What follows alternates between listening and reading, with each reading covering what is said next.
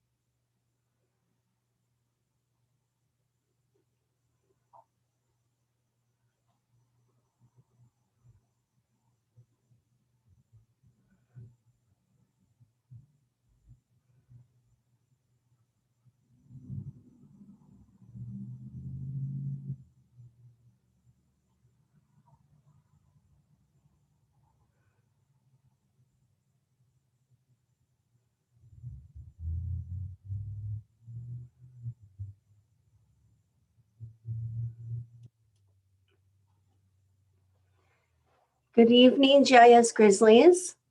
I'd like to welcome you to our virtual open house and career fair for tonight. I do wish that it was like normal and that we could all meet together here at school, grill some hot dogs, shake hands, hug Mishka. I'd like to welcome you to our virtual open house and career fair for tonight. I do wish that it was like normal and that we could all meet together here at school, grill some hot dogs, shake hands, hug Mishka. All right.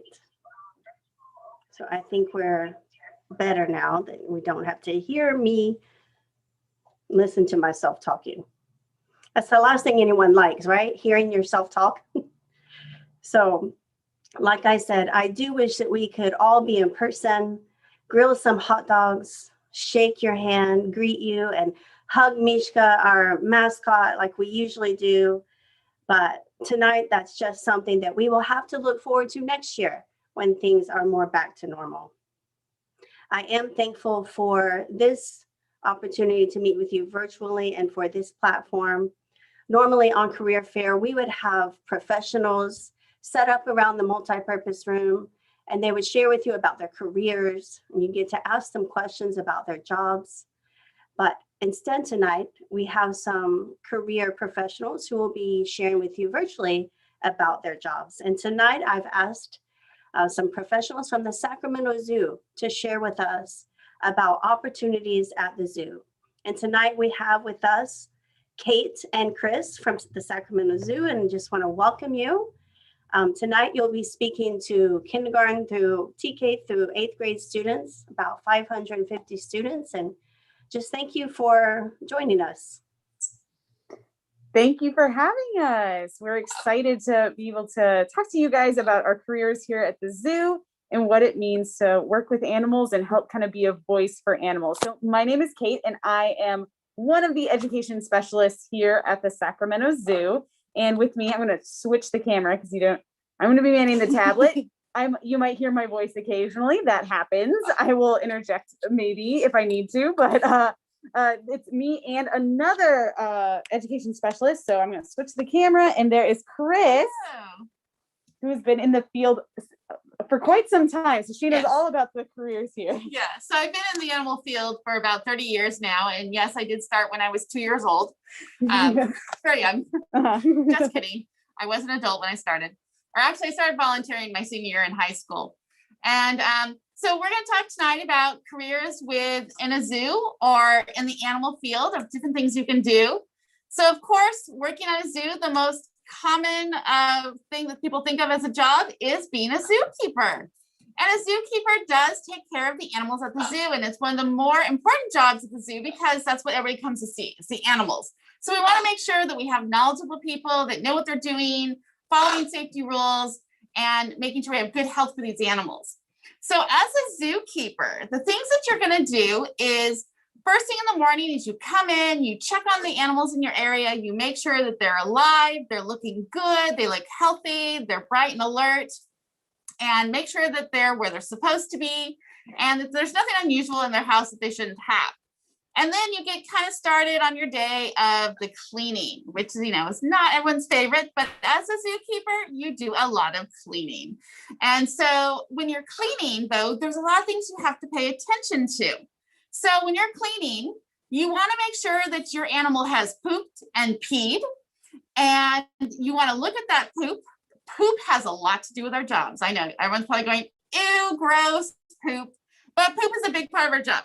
So we want to make sure that the poop of the animal, that it looks appropriate, it's the right shape and consistency and color that it should be, because animals can't always tell us when they are sick or not feeling well. So we have to go by other signs of the body language of the animal, or, is the animal being lethargic? Normally they're energetic and running around and playing, and they're just kind of sleeping on the corner. So we have to take cues from the animals from that. And then poop is going to tell us a lot too. If poop is normally, like if you have a dog or cat at home, you know that the poop kind of looks, normally like a little kind of log of poop. But if it's all runny, kind of watery, or like kind of pudding consistency, that means there's probably not having a good tummy day. And there might be something not so good with the animal. So we look for those signs. And then we also have to kind of do training sessions with the animals. So taking care of the animals is a lot more than just like cleaning their exhibits and then putting them out on exhibit. So we also work with them because we need to do the health of the animals. So we do have a vet team here that helps us out, but there's some of the things the zookeepers have to do and prep the animals for it. And we want to make sure, because I'm sure like you guys, when you go to the doctor, you get a little nervous, not sure what's going on. And, sometimes you might get a sticker for going to the dentist office, or it's like, when I was a kid, I got like a toy. So we want to make it positive for the animals too. So we do training sessions of practicing, having them go in the kennel, standing on a scale and stuff. So when they need to go into a kennel to go down to vet clinic or to go to another zoo or somewhere to another exhibit, then it's not as stressful for them. They're like, hey, this is fun. I get to go in a kennel and I get this really cool, fun reward that I normally don't get. So we find favorite things that those animals like, and we do those training sessions with them. And then so throughout the day, it takes, because we have so many animals, it can take all day to go through all these kind of training behaviors and feeding and cleaning the animals and shifting them around. We do also prep all of their food. So we're almost chefs as well. Yes. So in our jobs, we are house cleaners. We are chefs. In some ways, we can be personal assistants. We are trainers. And we are designers. We have to design their exhibits and put branches and toys and fixtures and logs and stuff in their exhibit to make it fun for them and make it natural to what they might want to do. So you got to know a lot about your animal too, because if you have an anteater, and anteaters love to find bugs and insects, so you need to encourage that natural behavior. So you're not going to make an exhibit full of rocks everywhere where it can't dig or get into where those insects are at. So you need to give them like rotting logs and have some dirt and maybe have some like tubes and stuff that simulate maybe where those insects would be hiding. Our boxes, you'll see a lot of times at the zoo, a lot of animals have boxes. They're fun. They're cheap. They can tear them up. And if they eat them, it's not going to make them sick. So we have the different toys called enrichment. And boxes, like I said, are our favorite. So we can hide those treats inside there. And then the animal has to sniff it out and look for it. So we want to encourage, because a lot of times during the day, animals like anteaters or monkeys or giraffes and stuff, they spend most of their day kind of walking around, making sure there's no one looking at them for food from those predators. And they're spending a lot of time looking for food themselves. So we want to make sure that they don't get bored, just like you guys might get bored, that we give them things to do throughout the day. So it's the same thing with our animals. And at the end of the day, we make sure that all our animals have that they're in their house. They have coverage that so sometimes in the winter, some animals come in and they get locked inside. So they're not outside in the cold weather at night. It's becoming summertime. So like our giraffes now get access all night outside. So we make sure the doors are open, everything's set. All the locks are locked that need to be locked. And we also have security that walks around at night to check on the animals.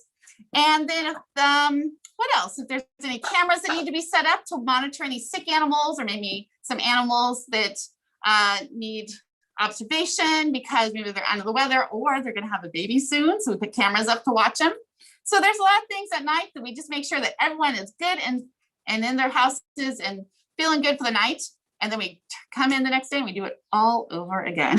It is a job of many skills. So Yes. if you're good at building stuff, you can definitely still be a zookeeper and even use those skills. If you're good at even electrical work, you can still use those skills because of things like our cameras. If you're really good at cooking stuff, we use those skills too. So it's definitely a multi-skilled job. Yeah, and like she was saying, we make all the diets for our animals. So we have to be like nutritionists too. So we work a lot with other zoos and nutritionists that they're like biologists and stuff that know what kind of food we should feed them, our vet staff. And then, so we have some people that work in what we call the commissary. And that's their sole purpose, is making all the diets for the animals in the zoo. So that's an important job. And then we're talking about our vet staff.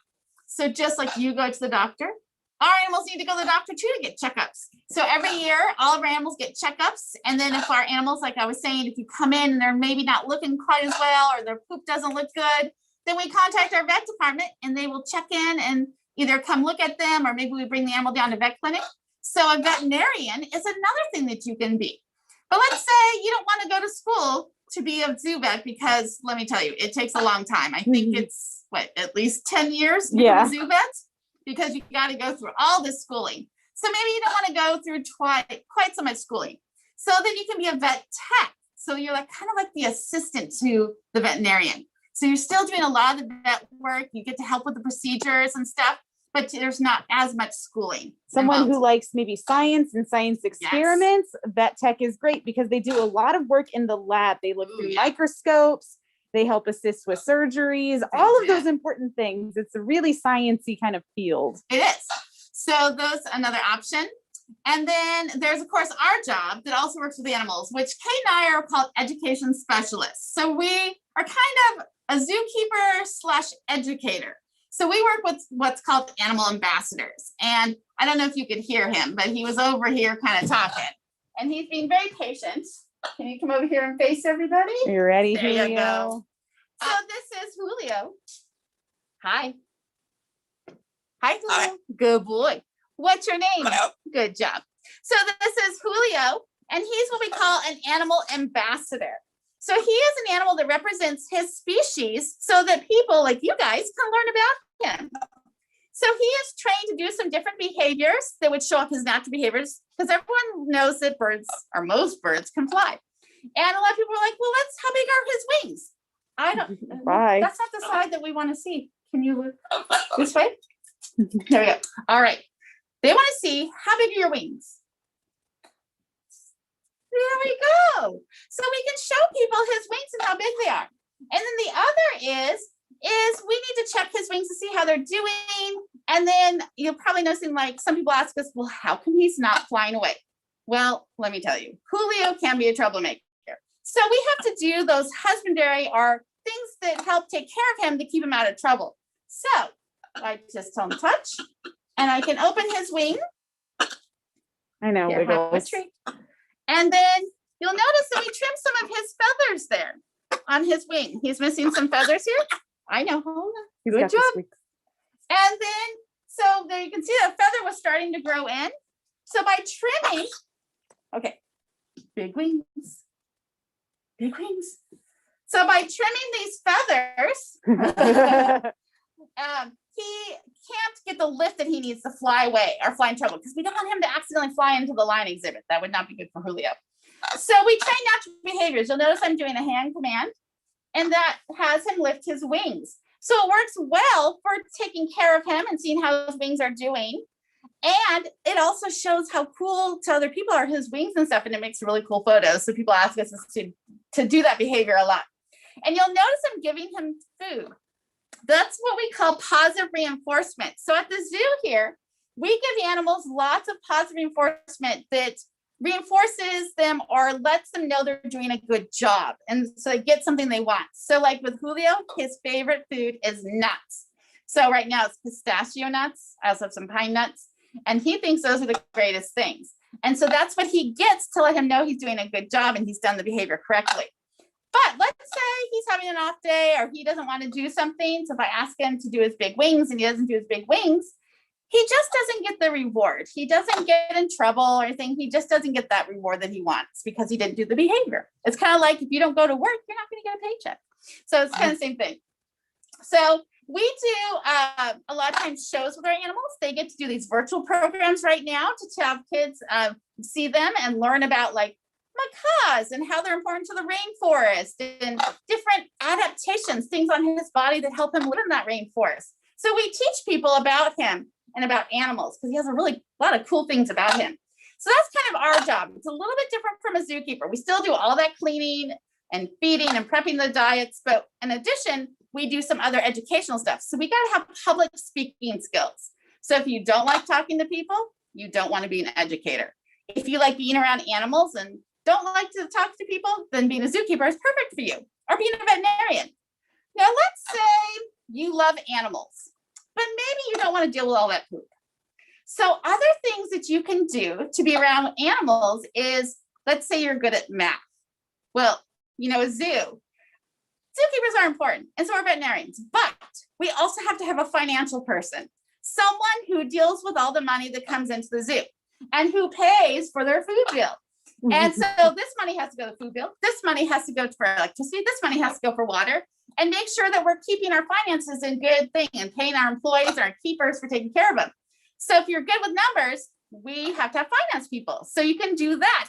And what's fun is you're still at the zoo. So on your lunches or your breaks, you can walk around the zoo and see animals. And so that's a lot of kind of fun perks. And then sometimes we go visit people in the offices because we need people that maybe need to practice our animals with, of saying, hi, Julio needs to be getting used to being around people again. So we'll take him into offices and he needs to learn to be around strangers. So we use our office people for practicing with. So that's some of the perks of working on a zoo. Now, let's say you like to shop. A lot of girls probably raising their hand, shopping. So shopping, we have someone that has to figure out what's going to be good in the gift shop. Her whole job is buying or looking for the products that would be best in our gift shop and buying those products for our gift shop. So we got to have someone who buys the products. We have to have someone who makes the food, because when people come to the zoo, they get hungry and they want food to eat. So we need chefs. We need people to take care of the people here, feeding the people. So we have that job. And let's say you're really into designing things, making things work out. You like making, let's say you have a turtle at home or some lizard and you like making that habitat and stuff.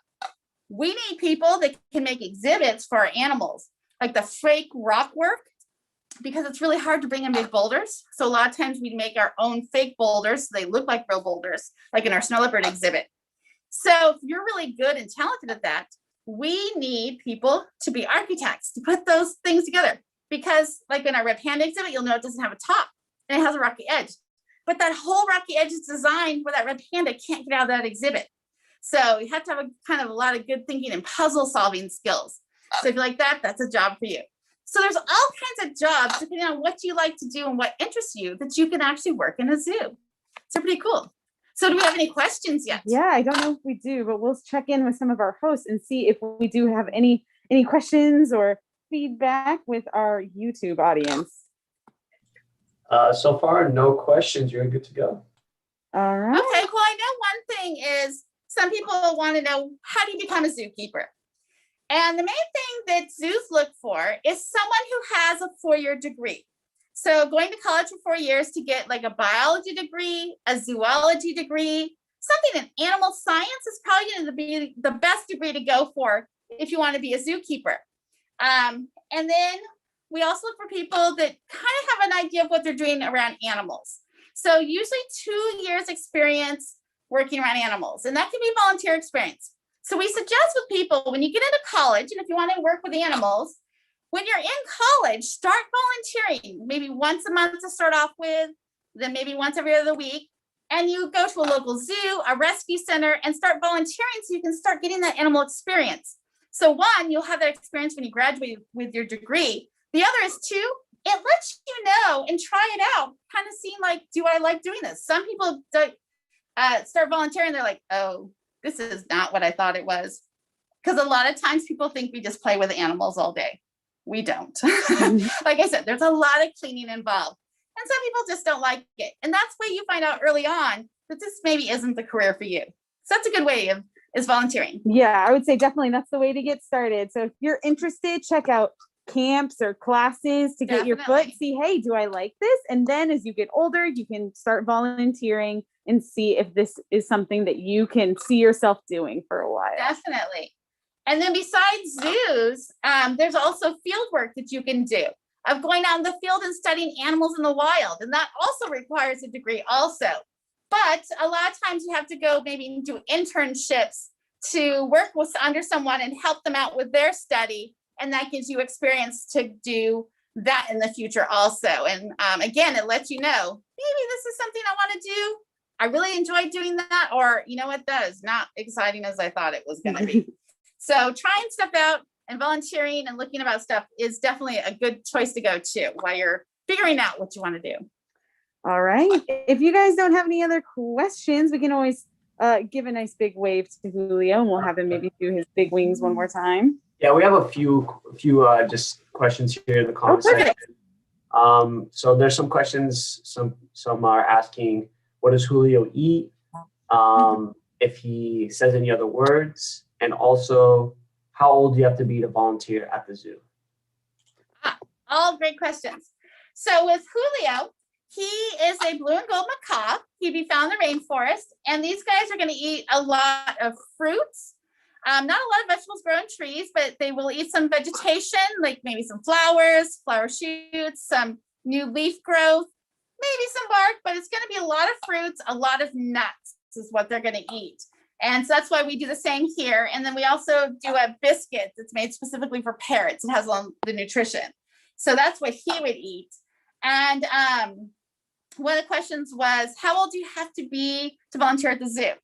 Usually to volunteer at the zoo, you have to be 18 years of age for legal reasons, especially if you're going to be working in the animal area. So I think you can be a little bit younger to start volunteering and being like greeters at the front or helping out in the gardening section, or some places have teen programs. Yeah, we do have a teen program that the teens got lots of good experience. They got experience of they could gain leadership skills.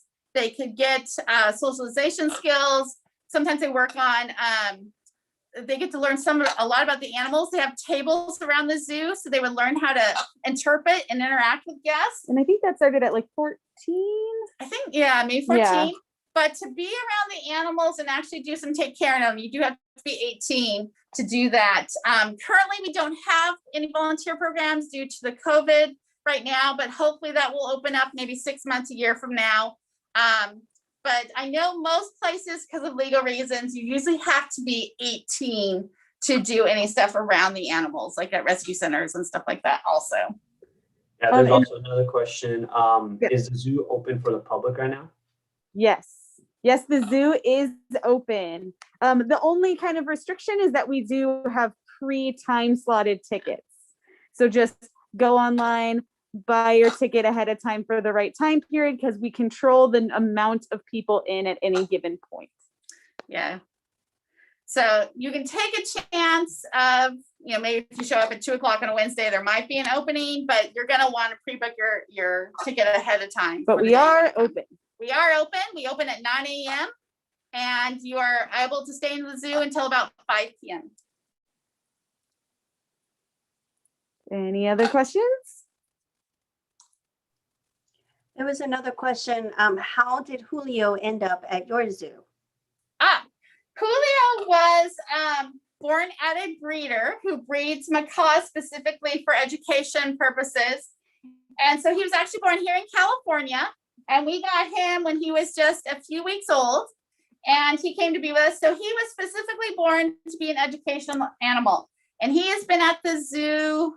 Well, he's almost 30. So he's probably been 30. at the zoo for 29 years. Yeah, so he's been here a very long time. Like I said, we got him, I think, 3 months or 4 months old, pretty young. So he has been here a very long time.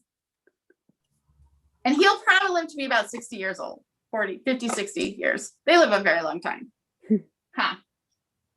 There's one other question that I always like to ask professionals about their careers, and that's how much money do they make? Maybe like zookeepers or the veterinarian, just out of curiosity. In general, I would say this field is you're in it for the passion for caring for the animals. It is not particularly lucrative. Yeah, it's not a high paying job. You definitely do it because you're passionate for it. It's what you love to do. It's enough to survive. A lot of entry positions will start at close to minimum wage, maybe just above minimum wage for starting entry level, like if you're just coming out of college. And then, I've been in the field a very long time. I still don't make a ton of money. I make enough where I'm okay, but I don't drive a Mercedes. I don't buy, I live economically, which is fine. I don't go on lavish vacations every year, but I can save up. I have been to Africa a couple of times, so it just takes me a couple of years to save up for it. It also depends on if you're single or if you have a significant other to help out with finances, but it's definitely a career of passion. Yes. And a lot of people don't realize too that someone has to come take care of them on Christmas and Thanksgiving and all the holidays. So in this career, you're not going to get holidays. There's many Christmases I've worked, but that's okay because Julio's part of my family. And then also you don't have always normal days off. You don't have Saturday, Sundays off. You may have, like I have Sunday, Mondays off. Kate and I both have Sunday, Mondays off. We have the same schedule, which is unusual. And then the other is you work in all kinds of conditions. You work in rain, you work in snow, you work in heat. And so you work in all kinds of weather conditions. And that's a lot of times, that's what will turn people away also. Awesome. Well, thank you so much for sharing with us tonight, Chris and Kate, and not forgetting Julio. Thank you, Julio, for joining us tonight. The star, huh? He's absolutely the star. Yes. Look at him. They're talking about me. Thank you, Julio. He misses doing our show so much because he'd always be the center of attention. And he's like, I miss being the center of attention. Awesome. Thank you so much. We appreciate you sharing. And, that's definitely part about this career fair is for students to realize that choosing a career is not just about money, but it is what's going to satisfy your heart and your mind, right?